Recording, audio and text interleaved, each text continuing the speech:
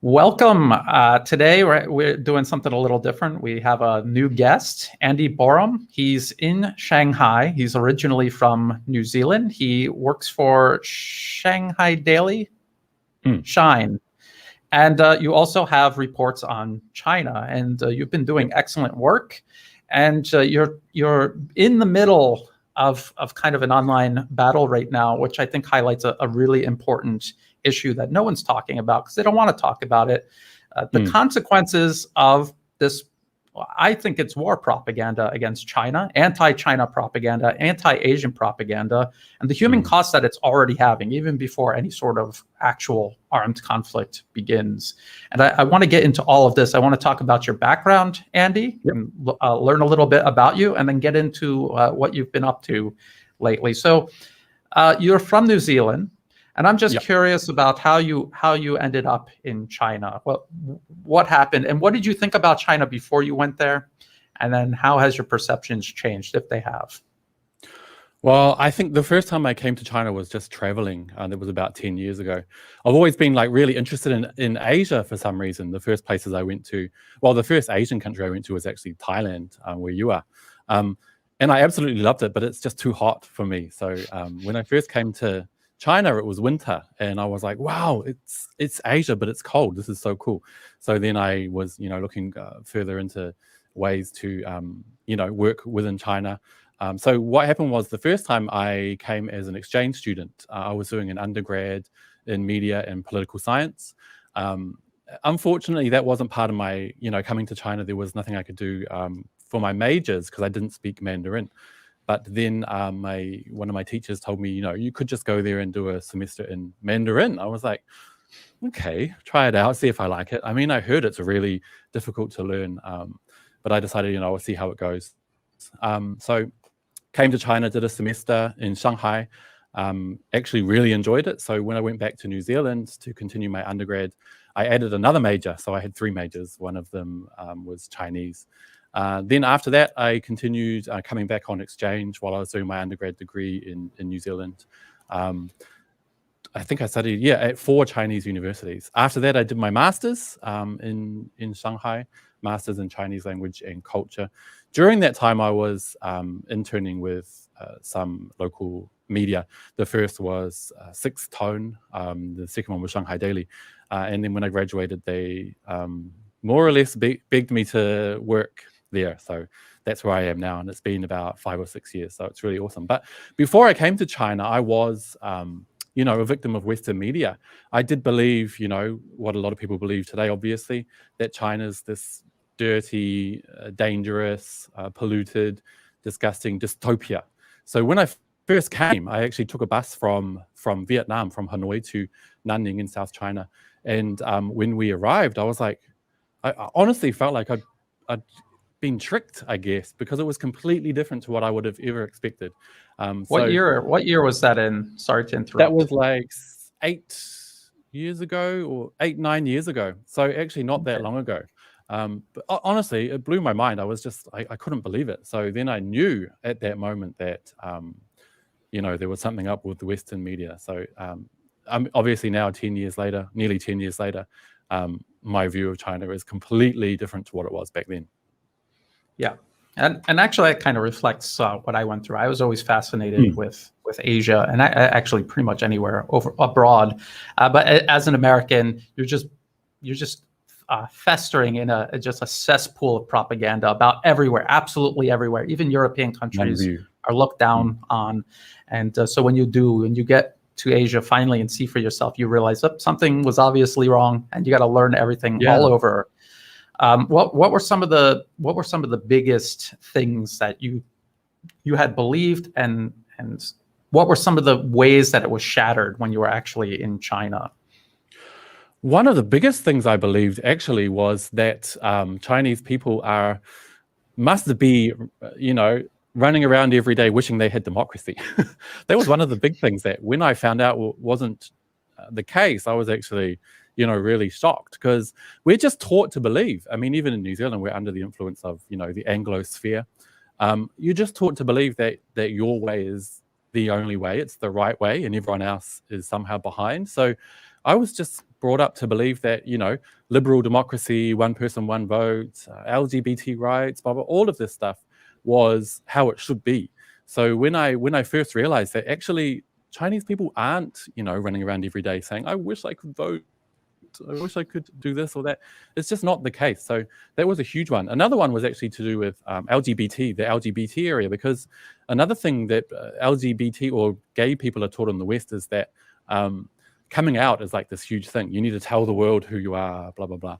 And then when I found out Chinese LGBT people don't necessarily feel this need to come out and tell the world who they are, that was a huge shock as well. So those are two areas that really fascinated me.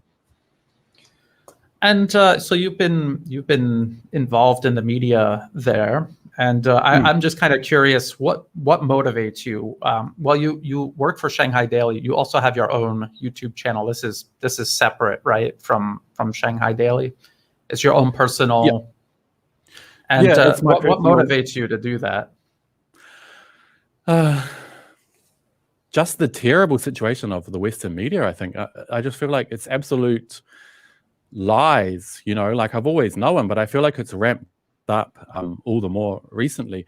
I feel like for a lot of people, and I'm sure you as well, one of the main pushing points was the Hong Kong riots and how that was treated in the West. I mean, we've just seen in Canada, Trudeau's passed these new emergency laws, which he would absolutely have attacked if the same thing happened in Hong Kong just a few years ago. In fact, he was saying he stands for democracy, and he stands with the protesters when they were doing actually a lot worse in Hong Kong than they're doing in Canada right now. But he has pushed through these sweeping laws, which mean they can confiscate people's money. It's terrible. So I just really feel like these double standards is what really motivates me. And it really does make me angry, but I think I need to channel that in a more positive way. Yeah, absolutely. Number one, it is extremely frustrating when you live someplace.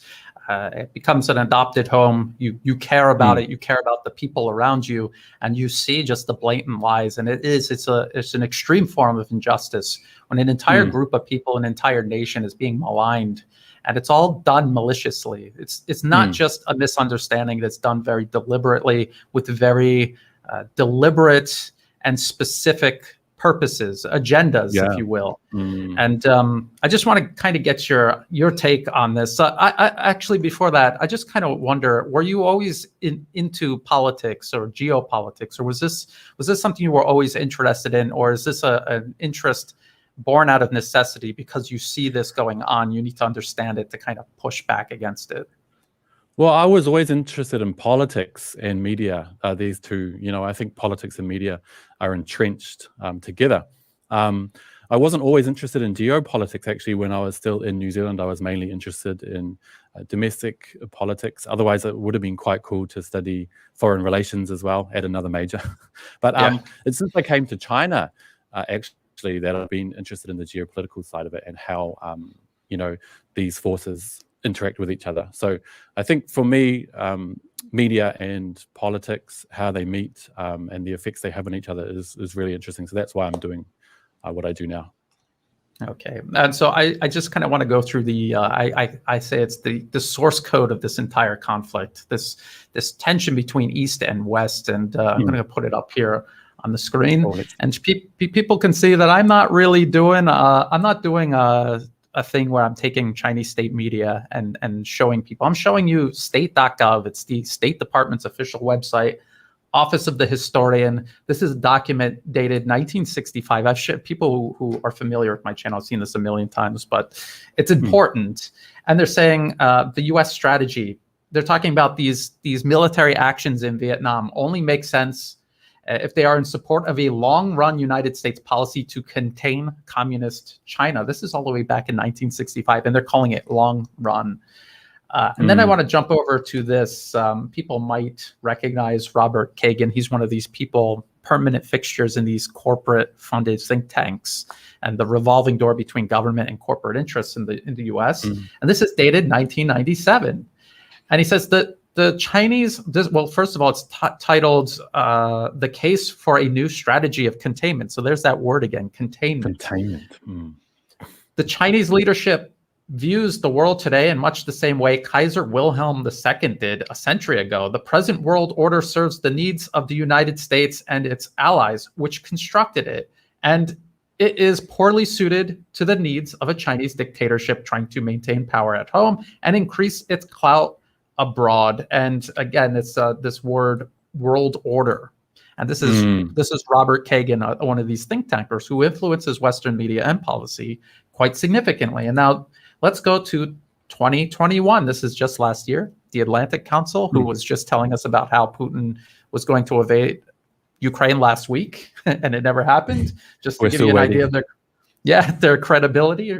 So this is the longer telegram toward a new American China strategy. And I want to jump down to this part right here. The foremost goal of U.S. strategy should be to cause China's ruling elites to conclude that it is in China's best interest to continue operating within the U.S.-led liberal international order rather than building a rival order. So a nation with 5 times the population of the United States, and actually more people than G7 combined, should subordinate itself to a U.S.-led order, the United States representing around 4% of the world's population. What does this sound like to you, Andy? Does this sound like imperialism to you?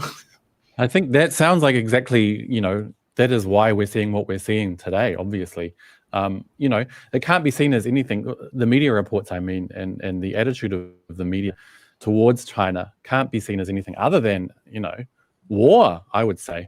And people will always say, if I say these things, especially to people back home in New Zealand, they just think, it sounds like a conspiracy theory. But as you just pointed out, there's these documents available which show this is the aim. So I think people really need to start opening their eyes. And, especially recently with this whole push to, shut down conspiracy theories, people love to label anyone, speaking this kind of truth as conspiracy theorists. And I think that's scary. Exactly. It's also scary that these people say these things openly in these think tanks. You could go to the Atlantic Council's YouTube channel and listen to them just blatantly talking about this. But then when you challenge this, they talk to you like, oh, you're crazy. You just said it. You're saying it. Exactly. I want to show some other things here. This right here, I think this is really important. Senate approves sprawling $250 billion bill to curtail China's economic and military ambitions. And they also talk about countering Chinese political influence around the world. And we know that this money is being dumped into many things, military efforts, the media. They have specific sections of the bill where they're talking about pumping millions and millions of dollars into countering China in the media. And that is what we're seeing. We're seeing this in order to prop up this idea that China should be subordinated to a US-led international order. They should do things the way, just like you said, the West is best, everyone else is backwards. If they're not doing it like we're doing it, they're wrong, they're backwards. And they're doing it because they're not like us. And I think we all know what that means. And we're gonna get into that a little bit too here. And we're watching this. The scary thing is, I think that a lot of people in Western countries like New Zealand and Australia, they really believe fundamentally deep down to their core that theirs is the right way and that everyone else is kind of behind. Even people in the West who are, liberals, who feel like, they love all races, they love diversity. Deep down inside, they do still look down on other people that have different cultures or different backgrounds. And I think it's really scary. Like, if you point it out to them, they'll just laugh about it. But I think actually some of the most racist people in the world are, these liberal types in the West. So I think it's time people open their eyes for sure. Oh, absolutely. One of the things that I've noticed being here in Thailand, you will find some of the most racist, and they're not superficially, they don't seem racist, but when you think about it, they absolutely are. Thailand cannot do anything right unless they're doing it exactly like the way the West does it. And the nasty way they talk about Thai people as if they can't grasp it because they don't want to do it the way the West does it. When you look at Thai society, and I think we could just look at China, Asia overall, they're doing something that's obviously working and working much better than what the West has been doing. They are going to surpass the West. That is why we have these tensions. When I was growing up in America, and I would like to hear your thoughts about what it was like in New Zealand growing up, but there was always racism against Asian people, but it was always looking down on them and not taking them seriously. And they're funny looking, they sound funny, their language is funny, they eat funny things. That's a lot of what it was. It was not taking them serious as human beings, and also not taking them serious in the sense that America does have a little self-awareness that there is this racism problem in the U.S., but it focuses on white and black divides. Asians don't seem to be incorporated. I wonder about New Zealand, because there's a totally different history there. How is that like, and how has it changed from maybe 20 years ago to what we see today? Actually, to be honest, I haven't been following New Zealand politics for the last probably 5 years, but I do know that New Zealand is seen as a bicultural nation. It's based on the Treaty of Waitangi, which is between the local Māori people and, I guess you could say, the colonialists, British, who are now New Zealanders. So I do know that in terms of issues about racism with Asian people, New Zealand has a huge Asian population. I think 10% of the New Zealand population are Asian, and the largest percentage of that is Chinese. But if they suffer from racism, they're kind of pushed to the back, because New Zealand's government and the New Zealand people at large tend to focus on this relationship between the Māori people and the New Zealand Europeans, I guess you could say. So it's actually really complicated. I should catch up. It's interesting, because both in New Zealand and the United States, it seems like racism against Asians takes a backseat, because there's so much other racism that's been going on, and not just something recently, not just some kind of trend or something. It's generations of racism. British imperialism, which bore out the United States and New Zealand and Australia, and then many other places, that was extremely racist. The nature of imperialism was extremely racist. It was the firm belief that British and Western Europeans were superior to everyone else on Earth, and that it was their duty to spread their ways everywhere. And it's exactly the same today, where you hear about democracy. It's just the most recent iteration of this spreading civilization that the Romans used to talk about, the British used to talk about. So it's quite an issue. And I want to jump over to this, because we see that it's not like one certain perspective in the U.S. is that we should contain China. We see that has been the only perspective since the 1960s, even before that. And we see that they are pumping millions and millions of dollars into countering China. And then we see stories like this, headlines like this. Again, this is U.S. media. Anti-Asian hate crimes increased 339% nationwide last year, report says. And this was what you were talking about in a recent tweet. Kind of triggered a little bit of a firestorm on Twitter. You were talking about this, and you were talking about the people complicit in this, which is everyone in the Western media, but also the Asian Americans. You focused on Asian American women, because these are crimes being committed against Asian American women. Actually, let's just take a look at. There was the I'll put the link to this in the video description below, so people can check it out. It's a thread that you did about this, and you were calling out Asian American women involved in the Western media, pumping this hatred, fueling this hatred against all Asians. They're painting targets on the backs of all Asians. In the United States, Americans cannot tell the difference between Chinese, Japanese, Vietnamese, Thai. They cannot. They have no idea. Exactly. Just anyone who looks Asian is whoever we're angry at. At the moment.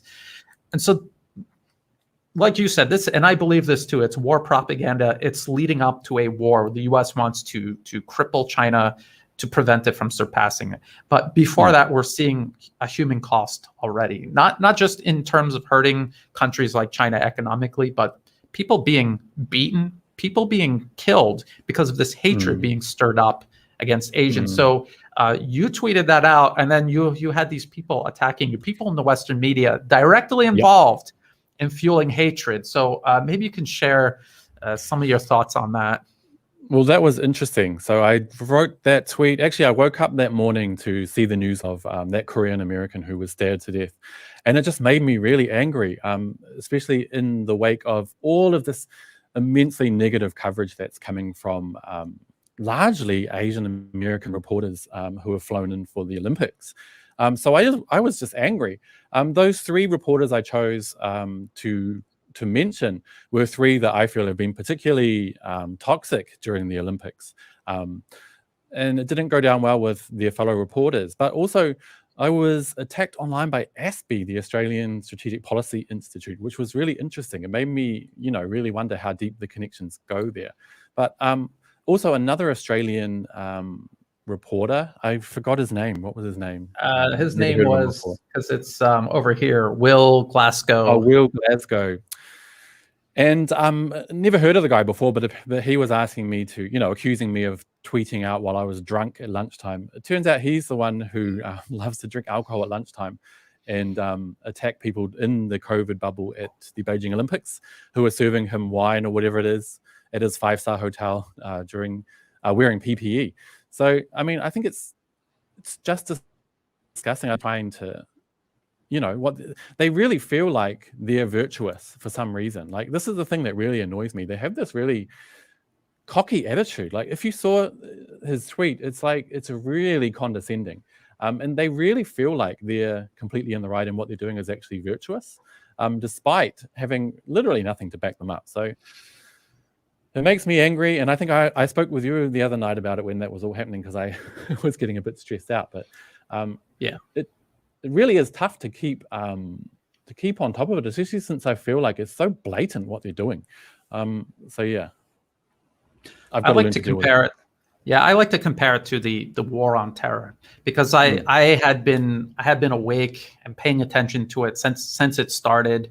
I had been in the military when it began, and I was sitting in the front row seats while all of that was unfolding, and I watched how the Western media just created this absolute hatred toward Muslims or anyone perceived to be Muslims. Again, there was a lot of mistaken identity, people who had nothing to do with Islam at all being targeted just because of the way they superficially look to ignorant Americans, and they're ignorant because the media does not inform them. They don't know. They don't know, and they're just told that these are people that are the enemy. We hate them. The Western media goes through a great extent to dehumanize Muslim people globally. I mean, there's over 1 billion people who practice Islam, and the percentage of people actually involved in terrorism is a tiny, tiny, tiny percent. It's so small. And then when you really dig into it, you realize like that the West, the people funding the terrorists are countries like Saudi Arabia and Qatar, which are allies of the U.S. So you see how they've created this entire landscape of hatred, of unending war. I mean, it was 20 years and it's still going on to this day. There's still U.S. troops in Syria, Iraq, Afghanistan is still a wreck, Libya is still a wreck. Now they're doing it toward Asian people. We're watching them. They just pulled out of Afghanistan. We saw what a debacle it was. We saw they squatted on that country for 20 years, did nothing to build it up, left it in ruins, and now they're turning around, not even taking a breath, and they're already plunging into the next conflict. Now, this time with China, and I say the rest of Asia because the U.S. and the West in general sense that Asia is rising. So this is what I see. I live in Asia. You live in Asia. You live in China. I'm in Thailand. The people who are being targeted are people we know in our personal lives. I take it personally. And I just wonder, you're extremely upset. What about the people around you there in China who see this, your colleagues, your friends? How do they perceive this? And do they feel that this is something serious that is building? Are they seeing the comparison between this and the war on terror? Do they see where this is going? And just wondering how they think. To be honest, I feel like a lot of people, especially Chinese people, they're just used to it.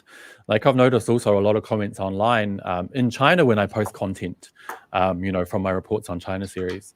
People are just, they're just used to it. They kind of, it's like almost like they feel like, this is just going to keep on going. There's no point worrying about it too much.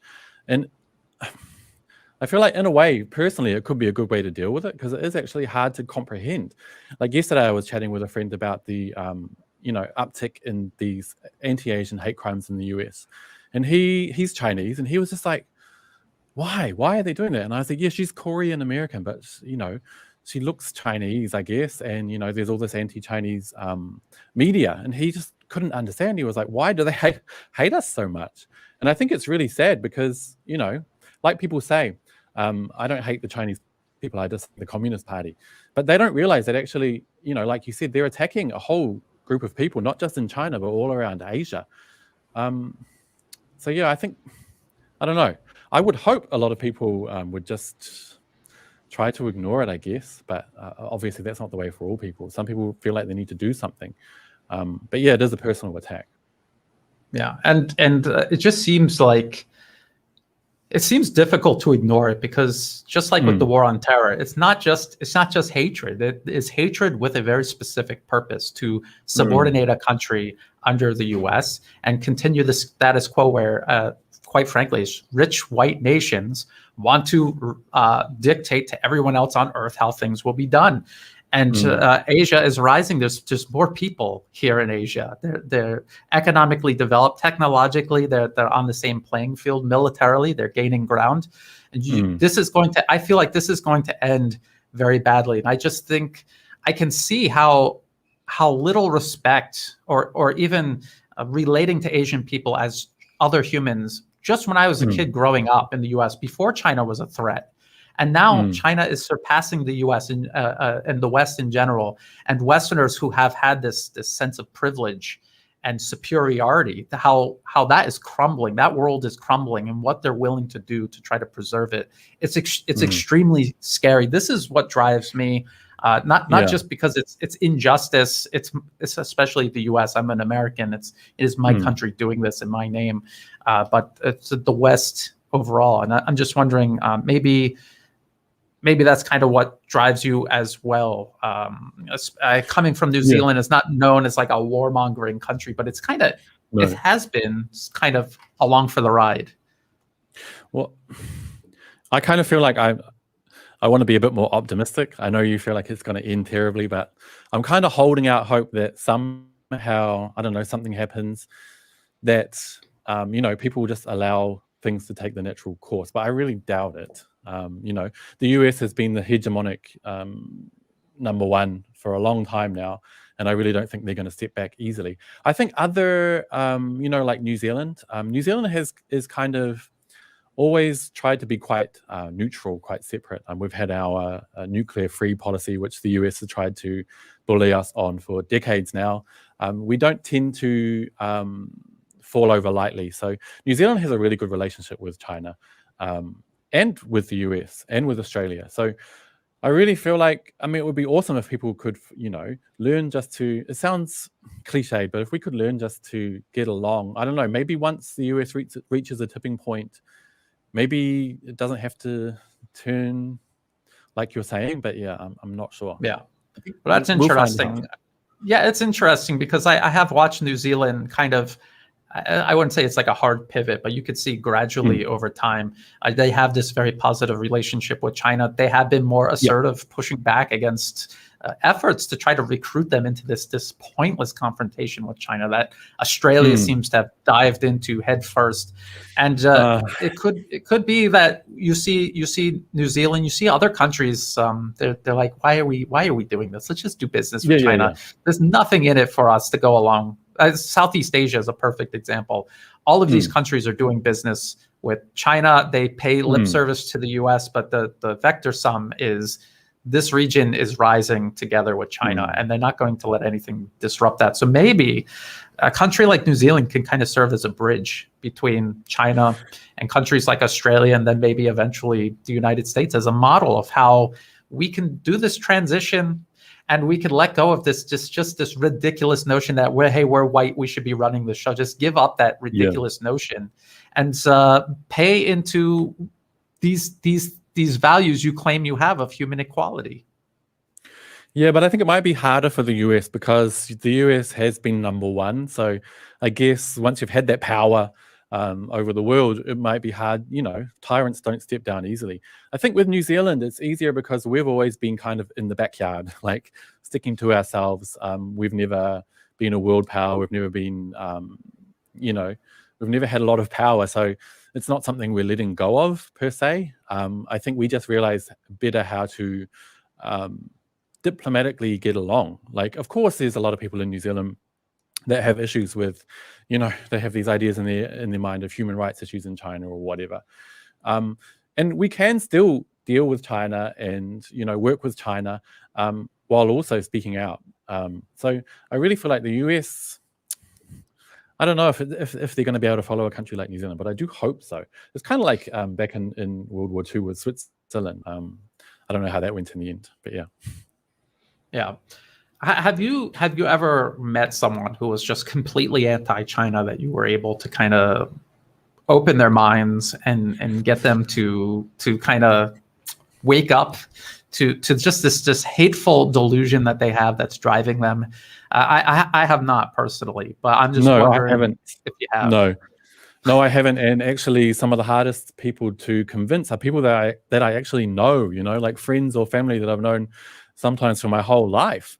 I just had a comment online from a girl I used to work with in Australia. And she commented on one of my videos and said, "How can I trust you? You work for China, blah, blah, blah, blah, blah. Why would I trust you over these reports that we're seeing everywhere? People who have fled China and you've still got the Great Firewall, blah, blah, blah." And I just replied to her and said, yes, you should ask yourself that question. Who do you trust? The person you know or the media you're reading? Like, I just don't understand how people so blindly follow this media. It's like, it's pervasive, like in every core of their being. And so people I've known for my whole life or for 20 years, like last year I lost a friend of 20 years over, me working in China. These people, they've known me for so long and now they're calling into question my morals. Like basically they're saying that I'm spreading lies for money. And they're saying that to someone they've known for a long time. So sometimes I wonder if there's really any hope, but even so, I won't give up. But yeah, it's tough. Yeah, it definitely is. And again, you have to think they know you. You are a friend of theirs. But if they have this deeply rooted belief that they are superior and China's surpassing them, and that means their whole universe is crumbling. It's an apocalypse for them. And so I don't think you're gonna. The scary thing though is that they know me. Like they already know me, and they still feel like I could.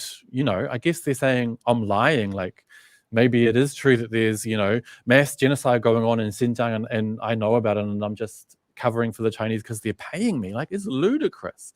Like, you can point them to, and I'm sure you've tried, you can point them to all the reports or evidence or lack of evidence and show them all this stuff till you're blue in the face, and they're still not going to listen to it or read it. Like, this just goes to show the power of Western propaganda, and it goes to show what we're up against. Absolutely. They will send me a report, and I will say, show me in that report the actual proof that this is going on. And they'll just get angry at you and insult you and stomp off. And it's crazy. I just kind of want to touch on because they go after your employment. This Will Glasgow saying, "Oh, you got a blue tick despite your employer." And I want to talk about that. I want to make 2 points, and then I want to get your reaction, Andy. Number one, it doesn't matter who your employer is. They can say, "Well, you're funded by some media outfit in China." They still have to prove that you're not telling the truth. They have to show where you're wrong, where the facts don't add up, and they cannot do that. And so this is a logical fallacy where they're attacking you instead of what you're actually saying. The other thing I want to say is, because I contribute to New Eastern Outlook. It's a journal in Moscow, and so people say I'm just a Kremlin stooge. Russian media and also Chinese media, when you compare side by side with the Western media over the last 20 years, it's been the Western media who has told lies that have been used to justify wars that have destroyed the lives of millions of people.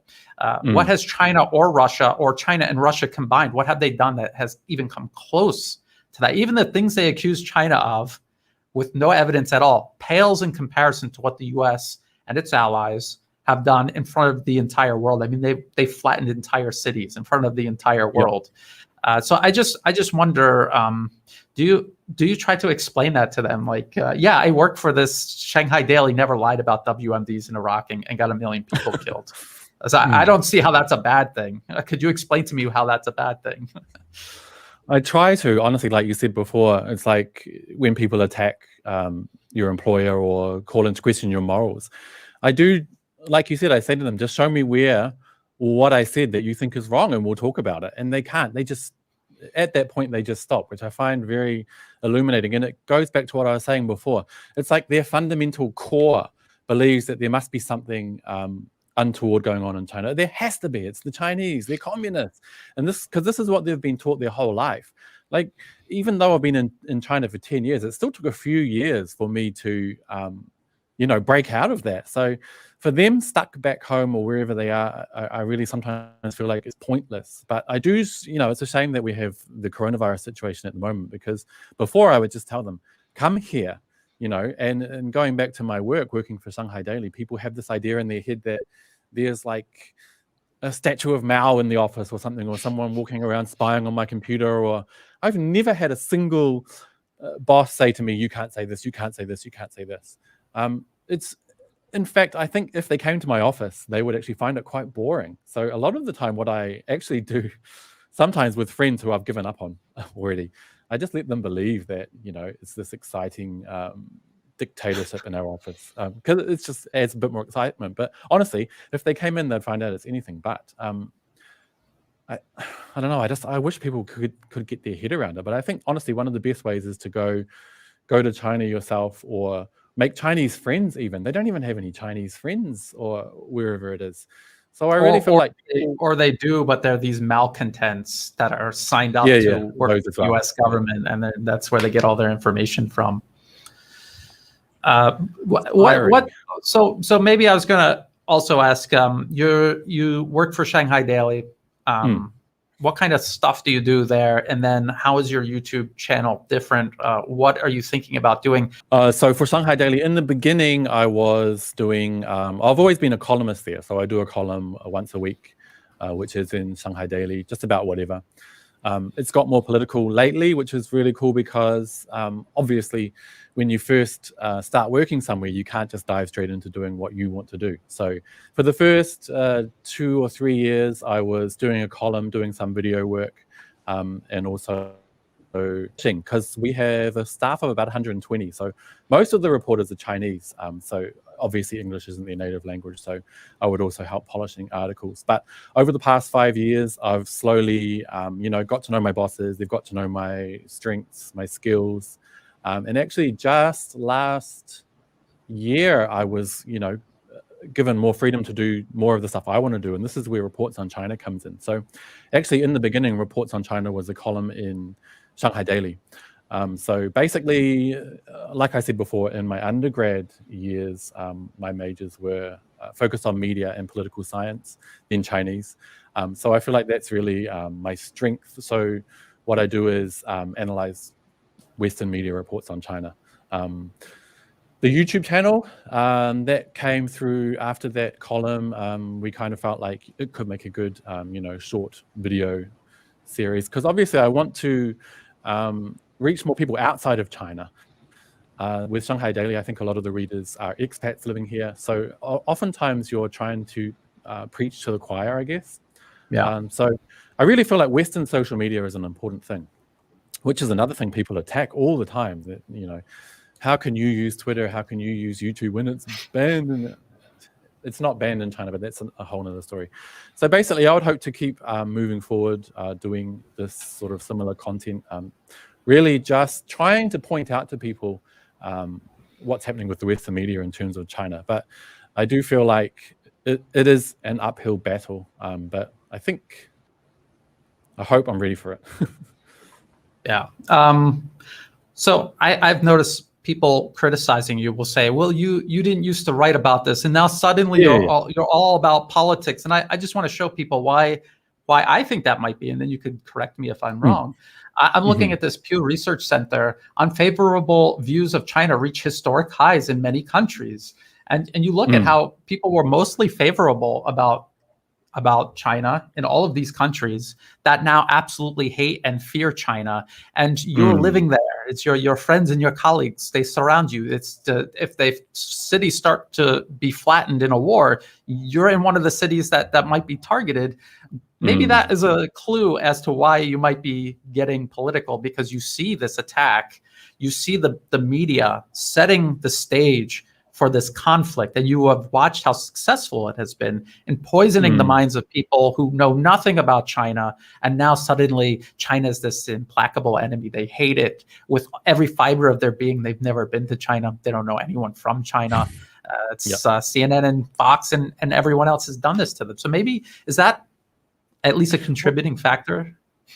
Well, I think I've always been really angry about Western media reports on China. It's just like I said before, people say, oh, look at what he was doing before. He's just started getting political since the end of last year. Look at before he did a cat video. He filmed somebody's house. It's like, there is, with any job, there's a natural progression, like you can't just get a new job and demand, I'm going to do this. You've got to prove prove your worth.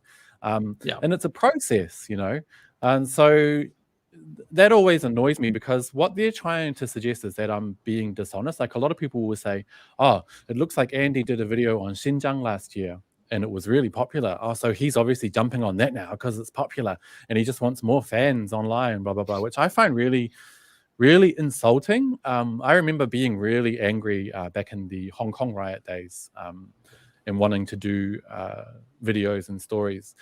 But it just wasn't something, I hadn't earned the right to do that, I guess, in my job. So I actually went to Hong Kong myself during my break, did some videos and stuff, but they never saw the light of day.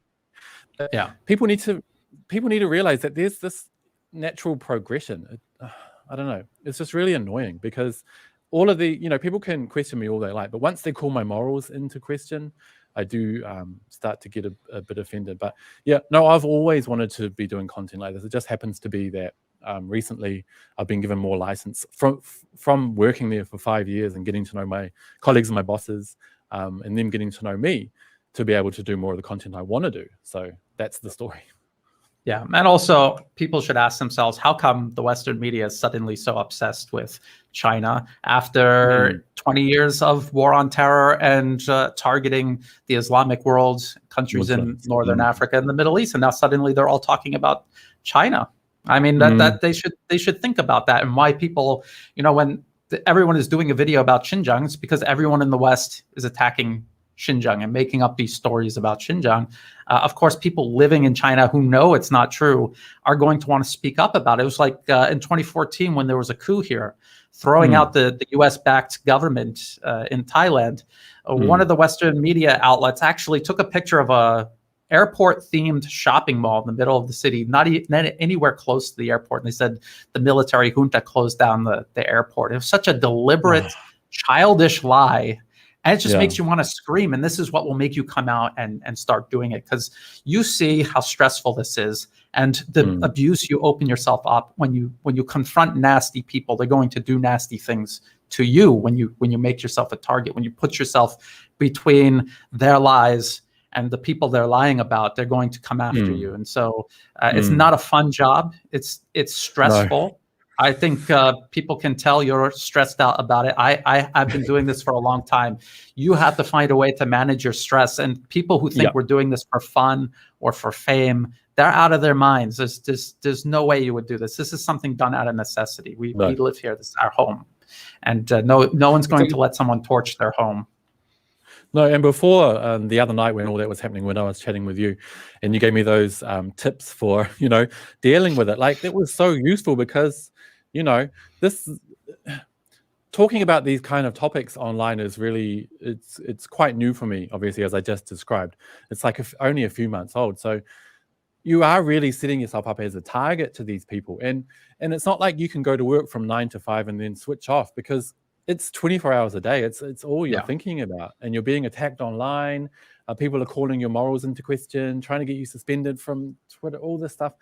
It's actually really, really stressful. So, and also don't forget, a lot of the people on Twitter who are attacking don't have their real name or face up there. So we're also putting our our true selves in the firing line. So it's really not easy. And I would like to, remind people who, say the sort of things like, oh, you're just doing it to try and get more followers. Your Xinjiang video was popular and now you're going down that line. You tried to do cat videos before and it didn't work. Like, honestly, try it yourself to be in the firing line and see how you feel. It's honestly, it's 24 hours a day. It's a fun journey. Yeah. So in closing, where can people find your work? And any last thoughts you want to? I hope to have you back on when you. I highly suggest people, and all the links will be in the video description below. I highly suggest people watch your videos there.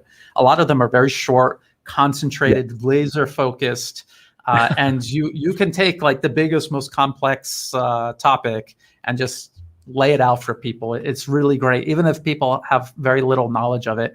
And if you're skeptical of anything that Andy or I are saying, people who are watching this, prove it through facts. Don't attack people's identity, their character, their employer. Do it through facts. And if you're having a hard time doing that, maybe you're the one that's wrong. Andy, any last thoughts on where can people find your work? I was going to say, because I've been following your videos for a while and also people like Daniel Dumbrell, I find, they're really, really helpful, but you guys are like up here. Like sometimes I feel like a lot of people would maybe have trouble understanding it. So what I'm trying to do with my videos and my series is to, like you said, break it down into simple English. These are really complicated topics. Try to squeeze them, like a diamond into a 4 or 5 minute video, because I think what you guys are doing is super important. But I also want to reach people that maybe don't follow politics that much, don't understand what's going on. So that's what I'm aiming to do. If people want to find my videos, they can search Reports on China, youtube.com/Reports on China. Also on Twitter, at AndyBXXX. I'm on Facebook as well, but I hardly ever use that. Andy's Shanghai Life, I think. But yeah, Facebook, no, YouTube and Twitter are the main things. Okay, I'll put the links to all of that in the video description below. And I like what you said about you're trying to break it down into simpler and easily digested videos. This is great because if this is an information war, it's just like a real war. You can't win it by just putting soldiers out there or flying around only jets. You have to have a combination of pieces on the game board. And so variety is a great way to do this, to reach many more people. I really greatly appreciate your effort, Andy. I hope you keep at it. I hope you can manage that stress and pace yourself, because this is a long fight. And until next time, thanks again, and bye for now. Thank you so much.